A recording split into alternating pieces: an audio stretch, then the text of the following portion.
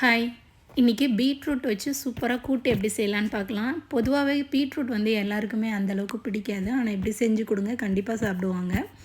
இதில் 1 கப் அளவுக்கு துவரம்பருப்பும் பாசிப்பருப்பும் சேர்த்து எடுத்துக்கிட்டேன். அதை நல்லா கழுவிட்டு ஒரு குக்கரில் ஆட் பண்ணிவிட்டு, அது கூடவே 2 பீட்ரூட் கட் பண்ணி வச்சுருந்தேன், அதையும் ஆட் பண்ணிவிட்டு, இது கூட ஒரு 4 பல் பூண்டு, ஒரு தக்காளி, ஒரு அரை சைஸ் பெரிய வெங்காயம் கட் பண்ணி வச்சுருந்தேன், 3 பச்சை மிளகாய், 1 ஸ்பூன் ஜீரகம், 2 கப்பு தண்ணி ஊற்றி இதை நல்லா வேக விட்டுறலாம். தேவையான அளவு உப்பும் சேர்த்து வேக வச்சுருங்க. 3 விசில் வந்தோடனே தனியாக எடுத்து வச்சுட்டு அதுக்கு ஒரு தாளிப்பு கொடுத்துடலாம்.